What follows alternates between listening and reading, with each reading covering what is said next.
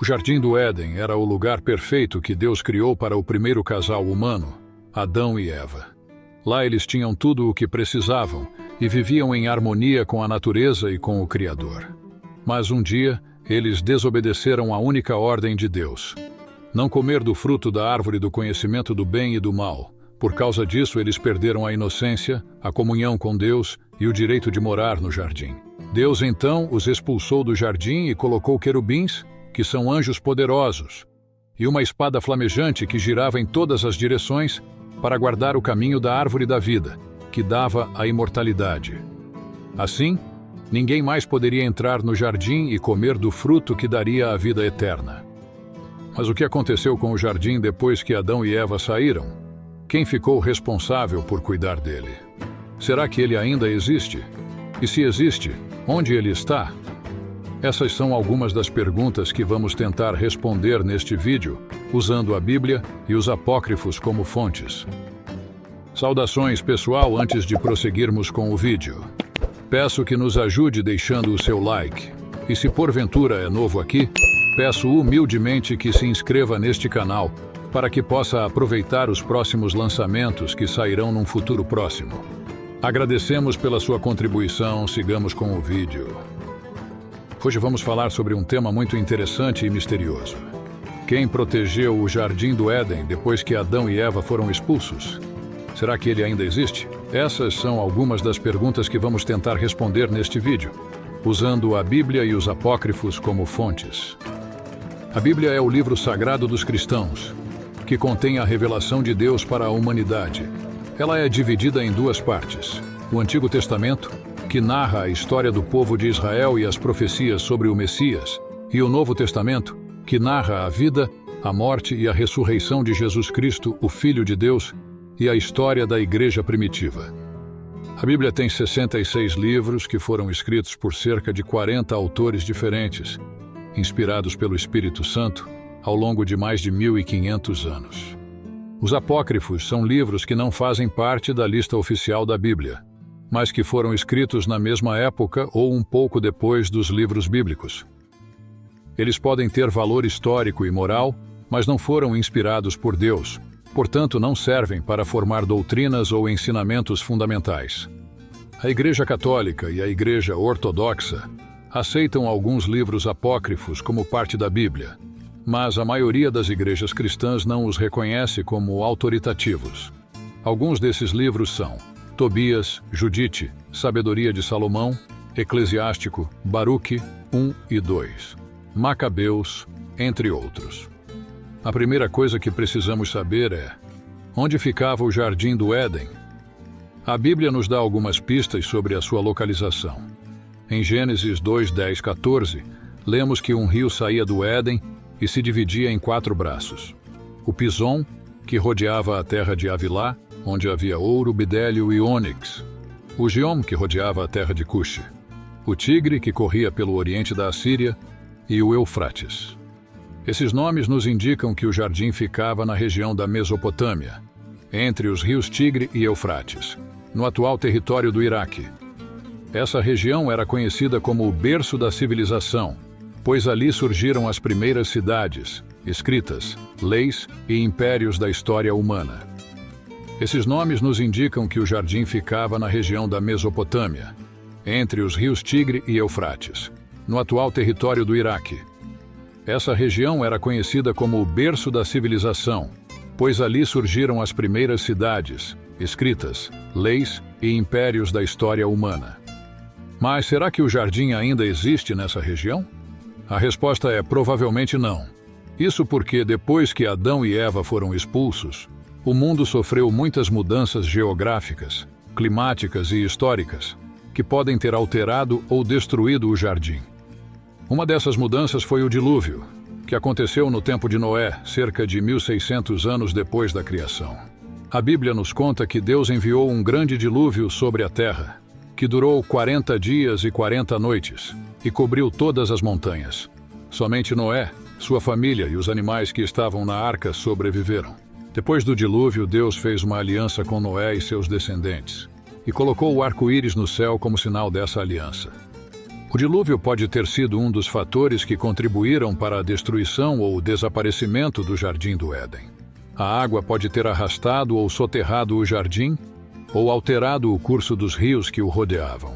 Além disso, o clima pode ter mudado drasticamente depois do dilúvio, tornando a região mais árida e desértica.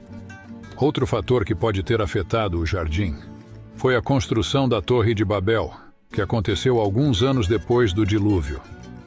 A Bíblia nos conta que os descendentes de Noé se reuniram na planície de Sinar, que ficava na Mesopotâmia, e decidiram construir uma cidade e uma torre que chegasse até o céu para fazer um nome para si mesmos e não se espalharem pela terra. Mas Deus não gostou dessa atitude e confundiu a língua deles, fazendo com que se separassem e se dispersassem pelo mundo. A cidade e a torre ficaram conhecidas como Babel, que significa confusão. A construção da Torre de Babel pode ter sido uma tentativa de invadir ou se aproximar do Jardim do Éden, que talvez ainda existisse naquela região. Mas Deus impediu esse plano e fez com que os homens se afastassem do jardim. Além disso, a cidade e a torre podem ter causado danos ao meio ambiente, poluindo ou destruindo o jardim ou interferindo na sua proteção divina. Outros fatores que podem ter afetado o jardim foram as guerras, as invasões, as migrações, as mudanças climáticas, os terremotos, os vulcões e outros eventos naturais ou humanos que ocorreram ao longo da história. Portanto, é muito provável que o Jardim do Éden não exista mais na sua forma original, ou que esteja tão modificado ou oculto que não possa ser reconhecido ou encontrado pelos humanos. Uma possibilidade é que os querubins e a espada flamejante tenham sido removidos por Deus depois do dilúvio, ou depois da construção da Torre de Babel, ou depois de algum outro evento que tenha tornado o jardim inacessível ou irrelevante para os humanos. Nesse caso, eles podem ter voltado para o céu ou para algum outro lugar que Deus tenha designado para eles. Essa ideia é apoiada por alguns versículos da Bíblia que mostram que Deus pode enviar ou retirar os seus anjos de acordo com a sua vontade e propósito.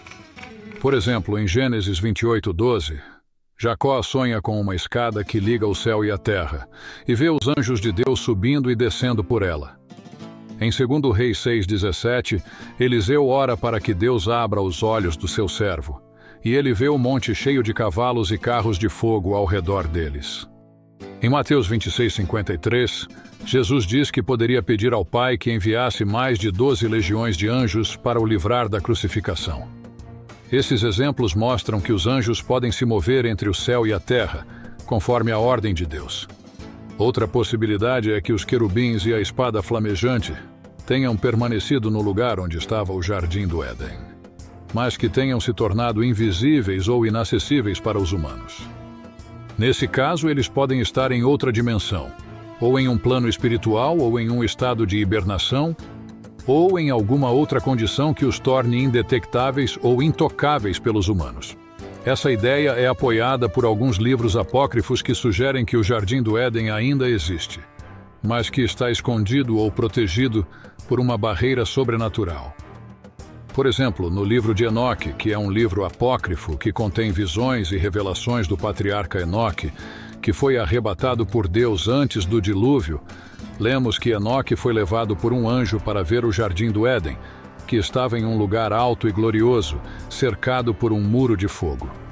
Lá ele viu a árvore da vida, a árvore do conhecimento e outras árvores maravilhosas, e também os querubins e a espada flamejante que guardavam o jardim. O anjo disse a Enoque que aquele era o lugar onde Adão e Eva foram criados, e que ninguém poderia entrar ali, a não ser que Deus permitisse. Em outro livro apócrifo, chamado Apocalipse de Moisés, que é uma versão grega do livro de Adão e Eva, lemos que Adão, antes de morrer, pediu a Eva que fosse até o Jardim do Éden e trouxesse um pouco do óleo da árvore da vida para ungir o seu corpo e ressuscitá-lo. Eva foi até o jardim, mas encontrou um anjo que a impediu de entrar, e lhe disse que o óleo da árvore da vida só seria dado aos justos no fim dos tempos. Esses exemplos mostram que o Jardim do Éden pode estar em um lugar secreto ou sagrado, que só pode ser visto ou visitado por pessoas especiais ou escolhidas por Deus. Uma terceira possibilidade é que os querubins e a espada flamejante tenham sido simbolizados ou representados por outros objetos ou pessoas que Deus usou para guardar ou revelar o seu plano de salvação para a humanidade. Nesse caso, eles podem estar relacionados com o tabernáculo, o templo, a Arca da Aliança, o trono de Deus, o sacerdócio, a lei, os profetas, o Messias, a Igreja ou outros elementos da história da redenção.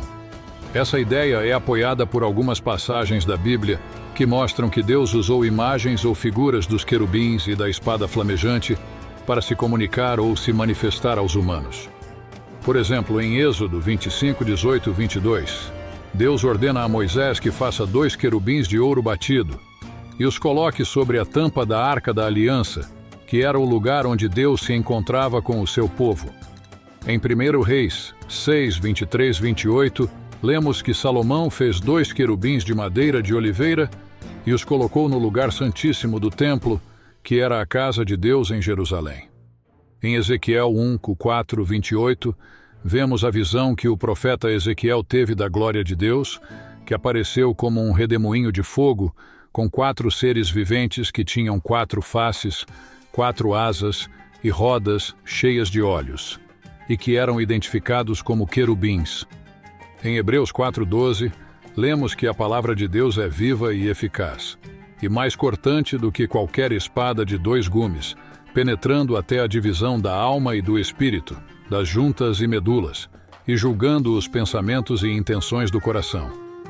Em Apocalipse 1:16 vemos a descrição de Jesus Cristo, que tinha na sua mão direita 7 estrelas, e da sua boca saía uma espada afiada de 2 gumes, e o seu rosto brilhava como o sol na sua força. Esses exemplos mostram que os querubins e a espada flamejante podem ter um significado espiritual ou profético, que aponta para a presença, a santidade, a justiça, a sabedoria e a graça de Deus. Esta foi a história de hoje. Se este vídeo lhe entreteu e contribuiu para o seu crescimento, fé e edificação, peço que nos ajude se inscrevendo em nosso canal e deixando o seu like.